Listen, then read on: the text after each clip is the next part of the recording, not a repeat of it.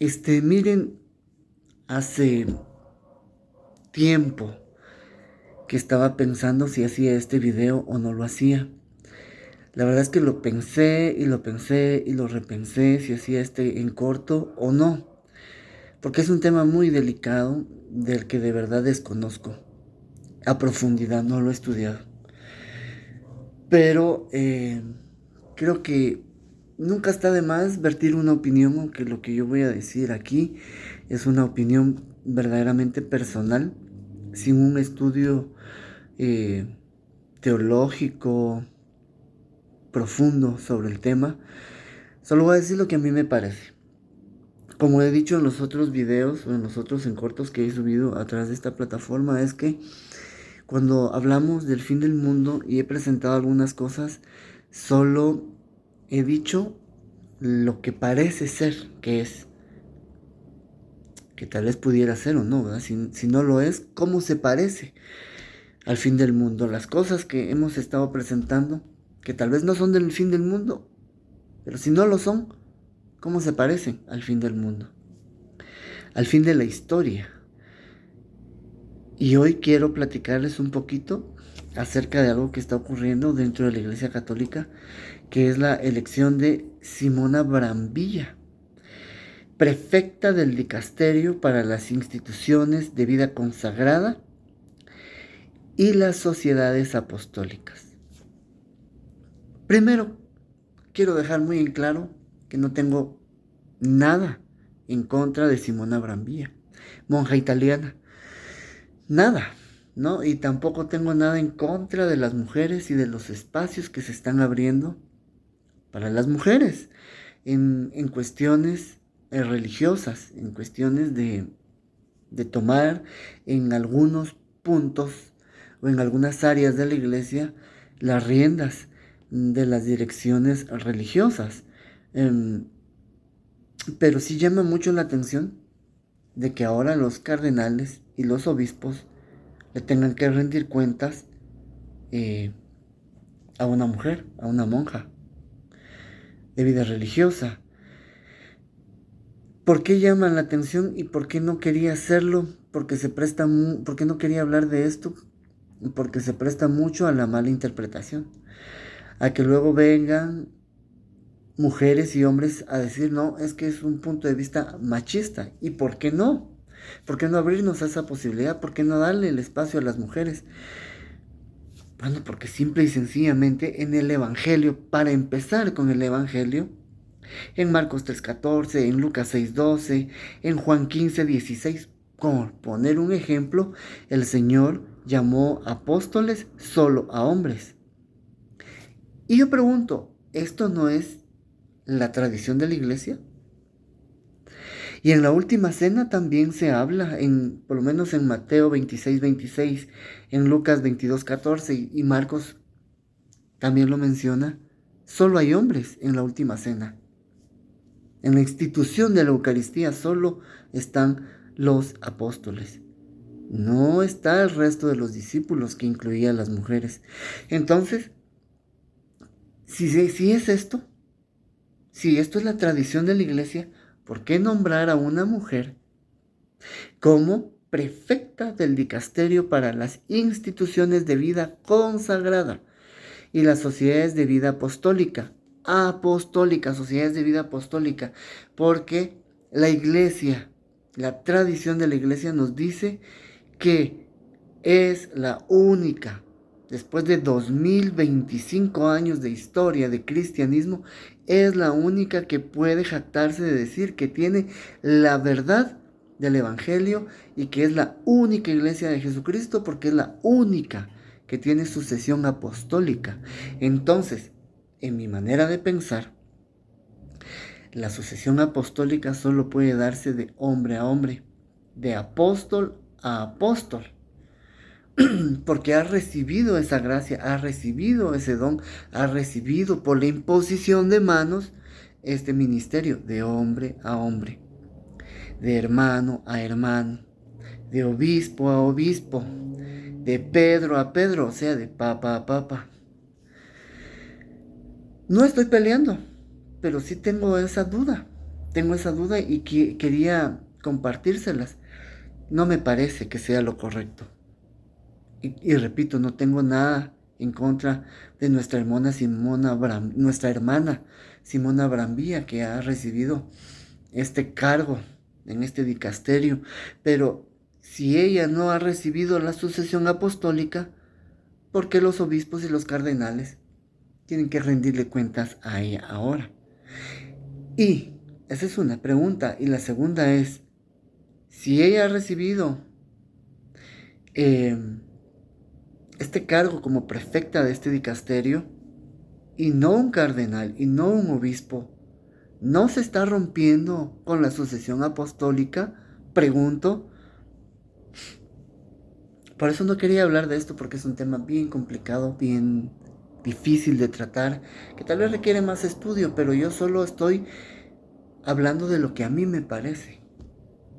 Que por lógica, mi cabecita me dice que no podría ser, porque entonces se rompe con la sucesión apostólica de Pedro a Pedro, de papa a papa y de obispo a obispo, Santiago, Juan, etcétera, Bartolomé, Tadeo.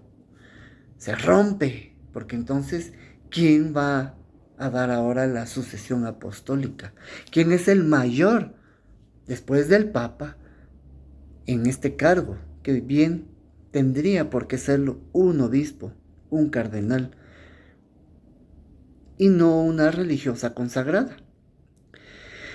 Ok, eso en cuanto a la Biblia, eso en cuanto a la tradición de la iglesia, eso en cuanto a lo que por lógica, por sentido común, nos dice que no debería de ser.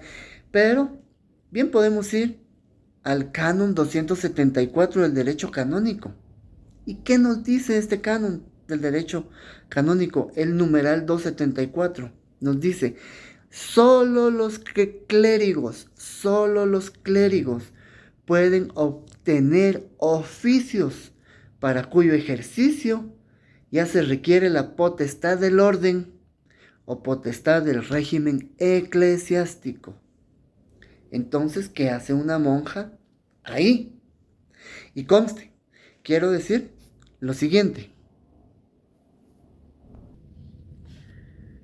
Y para que quede claro, no es que tenga algo en contra de Simona Brambilla, esta hermana religiosa, consagrada en la vida religiosa, pero no es consagrada en el orden eclesiástico, no es consagrada en el orden de clérigos. Y aquí, claro, el canon 274 no lo dice, del derecho canónico. Solo los clérigos pueden obtener este oficio bajo la potestad del orden. Hay un orden: el papa, los obispos, los presbíteros y los diáconos. El papa mayor, por ser el obispo de Roma, y luego los demás obispos, los presbíteros, que son los sacerdotes, y los diáconos. No entran las mujeres. Pero quiero dejar constado algo. Tampoco un hombre cualquiera, un religioso, no lo puede hacer. No lo puede recibir. No puede recibir este cargo. Solo los clérigos pueden obtener oficios para cuyo ejercicio se requiere la potestad del orden, papa, obispo, o de régimen eclesiástico, o sea, de un cargo de régimen de jerarquía. No cualquiera. Tampoco un laico podría recibirlo, siendo hombre. Entonces, si ya vemos lo bíblico, ya vemos el derecho canónico y vemos el sentido común, ¿por qué ponerla ahí? Ahora, en el punto del fin del mundo, de los últimos tiempos, y que hay cosas que, si no son como se parecen a los tiempos que nuestro Señor nos anunció, dos cosas. Simón Pedro Simón negó a Jesús. Simón Pedro negó a Jesús. Y es muy curioso que la ahora prefecta de este dicasterio se llame Simona, como haciendo una referencia a aquel. a Pedro, pero aquel que también lo negó. Primero y segundo, simonía. La palabra simonía dice que trata de la venta de algo, compra o venta de algo de naturaleza espiritual. Eso es la simonía. Y ya saben ustedes qué es la simonía, ¿no? ¿Qué sucedió con la simonía? ¿Y por qué se define así? Y se recuerdan que hubo uno que vendió a su maestro por 30 monedas de plata. Y es que hace mucho tiempo que estamos viendo que la pasión de nuestro Señor, cabeza de la iglesia, se está repitiendo nuevamente, como lo ha dicho el Concilio de Trento más de 1000 años atrás, que tendría que suceder al final de los tiempos si la cabeza de la iglesia, que es Cristo, pasó por la pasión. También la iglesia, que es el cuerpo místico de la cabeza, que es Cristo, pasará por la pasión, la traición, la crucifixión, la muerte y la resurrección de su Señor. Por lo mismo ha de pasar la iglesia, cuerpo místico de la cabeza, que es Cristo. Entonces, si ya tuvimos la traición, no. Lo más seguro es que tendríamos que tener también esta parte de la negación, de la compra y de la venta del maestro, de la compra y de la venta de la iglesia. En esto es un tema delicado, es un tema fuerte, que yo no quería hablar, pero cuando veo todas las cosas que están pasando dentro de la iglesia que tanto amo, no me puedo quedar callado y no podemos quedarnos callados. Esta es la hora del laico, esta es la hora en que debemos de levantar la voz, ir con nuestros sacerdotes y si vemos algo mal, algo anormal, algo que no se encuadra en cuanto a la liturgia, a la tradición, a la doctrina de la iglesia, hablarlo, denunciarlo, decirlo, siempre guardando los parámetros que nuestro Señor nos dejó en el Evangelio.